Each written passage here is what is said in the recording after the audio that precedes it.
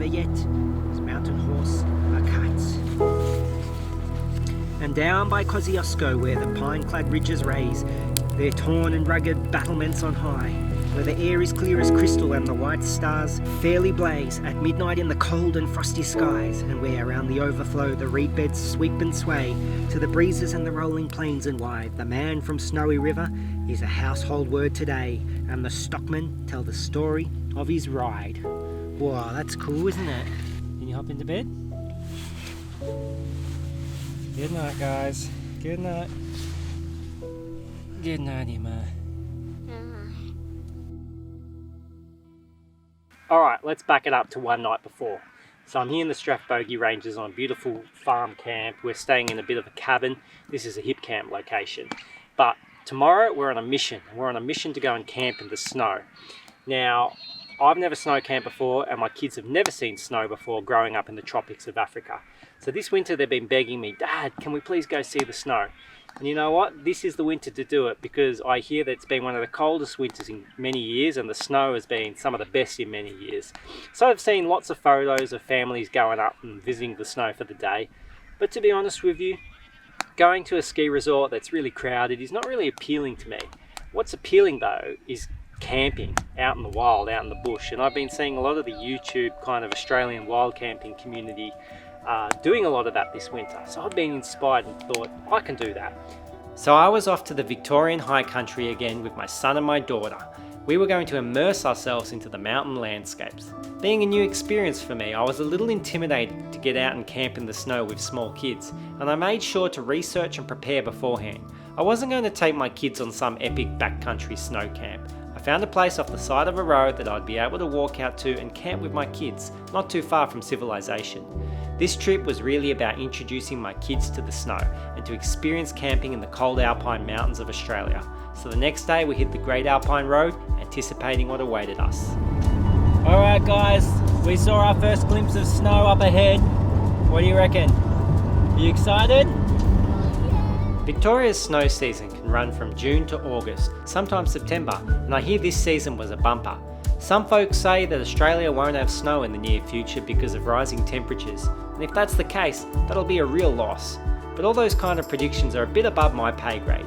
I say whether snow or no snow in the future, we should be appreciating the opportunities granted to us regardless, taking each day as a gift and relishing in the fact that we can visit this unique landscape. Go and touch snow for the first time. Go and feel it. What's it like?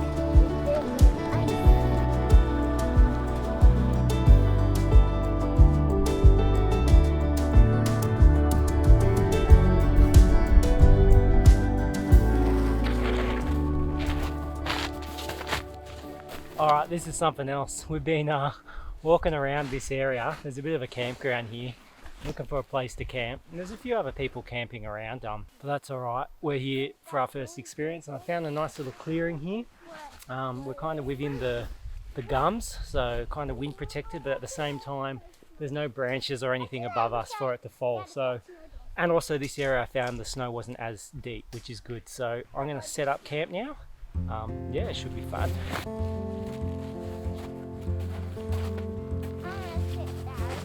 So I got a couple of these because apparently these are the way to go when camping in the snow, the old snow peg. Mom, why don't you want to help me build the igloo? I don't think I quite realised how everything is just so much more awkward in the snow. We're getting there. And I'm using these sand pegs basically just to hold down the rest of the tent. Keep it nice and secure. Come and sit in the tent. Come and sit in the tent.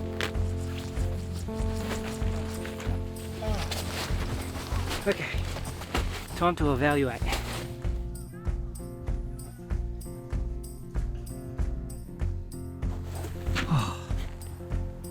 Look, I knew this was going to be hard, going to be exhausting. I didn't realise how exhausting it is. Everything is so much harder in the snow. Especially with two little kids, you know, Emma's complaining, she's cold, so she wants to go in the tent, but I got to get the tent set up. And she's hungry, so I got to go back to get food for her. And then Ethan's snow jacket just broke because it just cheap one from the op shop. Took ages to get this tent up, but we're good.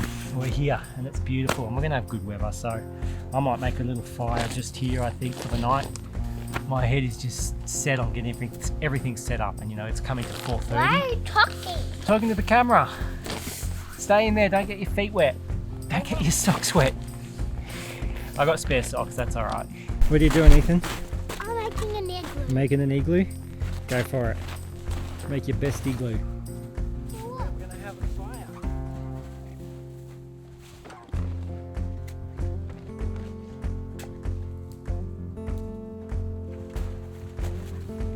I knew walking in the snow would be hard, but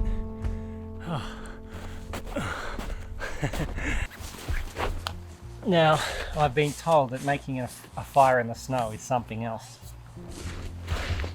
So let's see how I go. I've got some fire starters here, and I got a muesli bar wrapper.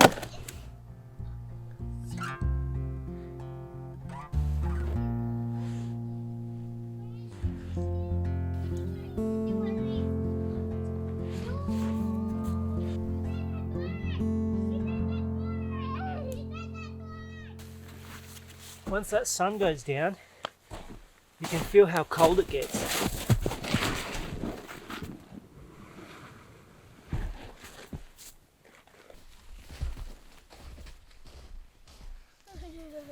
I am struggling.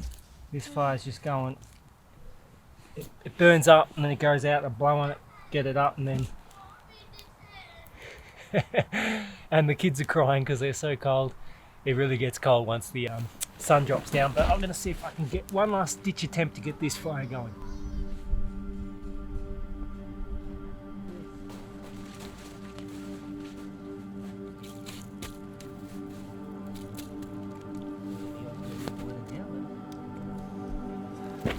And for dinner tonight, just going to keep it simple. Some spaghetti bolognese, dehydrated food. I did not want to be prepping food right now. It's been a massive day. Just dealing with the kids, getting set up.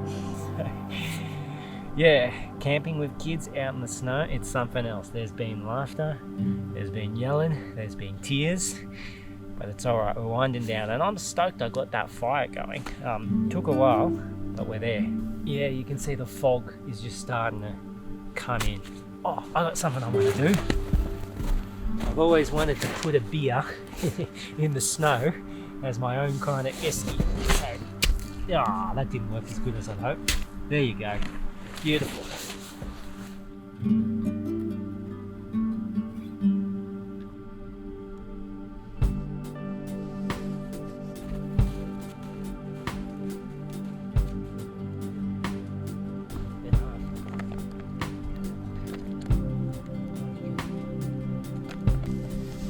You got your spaghetti?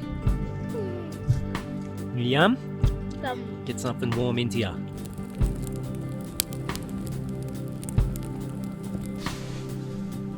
Good night, man.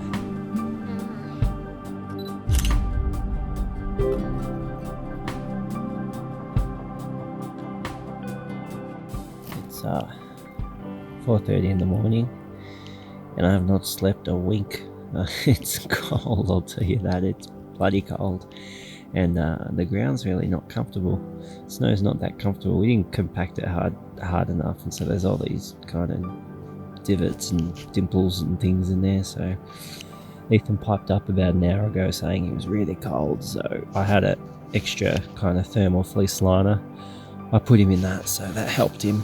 So it's all about endurance right now. I've got 2.5 hours before light, and I'm just hanging out for it. So let's see if I can get some sleep before then.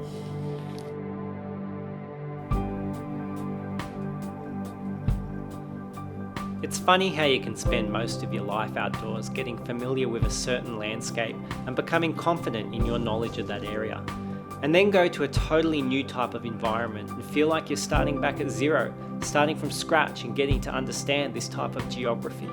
I'm a coastal boy mostly. I feel most at home along southern ocean coastlines, but I could imagine how someone who had not spent much time by the ocean could feel intimidated by its power. That's how I felt with snow. That's how I felt with a bit of cold that can freeze a land. It is a force to be reckoned with, to be respected and not taken lightly.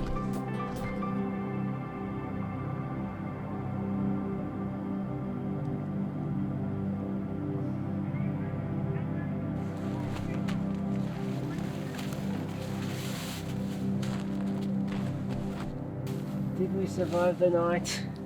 Yes. Were you cold? Yes. Emma's never cold.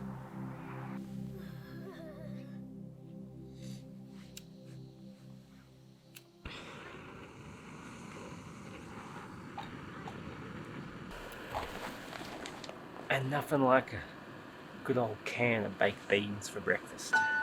As I mentioned, this was my first time snow camping, and all the research I could do doesn't hold up against actually experiencing the real thing. I thought I came over prepared, but we were still cold. I guess the reality is I don't have tons of money to spend on great gear for 3 people, and I certainly don't have any sponsors out there. So we did it a bit rough and a bit on a budget. Mostly I just gave all my warm stuff to the kids to sleep in. And it was exhausting, let alone trying to film and then take care of the kids. I had gloves to try and force on that didn't quite fit, broken jacket zippers to mend, boots that needed help coming on and off when going into the tent and out again, and then having my kids wake up and tell me they have to go to the toilet in the middle of the night when it's so bloody cold outside. It felt like a mission in the very sense of the word. The first day the kids were happy rolling around in the snow, but by the next morning with everything frozen over they just wanted to hop in the car. They hadn't had a chance to build a snowman yet because their fingers were too cold. But luckily on the drive home, we passed a small town in the snow line that had a playground coated in snow, and that was too much for my kids to be able to resist, leaving us spending some time making the compulsory snowman. She's riding the wild Brumby. Is that because we read The Man from Snowy River last night? And I may be back to the snow next year with the kids, hopefully with some better gear, and hopefully with a bit more experience and knowledge. But for now, I'm content and grateful for what we experienced. But I think we've seen the snow, we've done it. Time to go home. Back to the coast for me. Have a good one.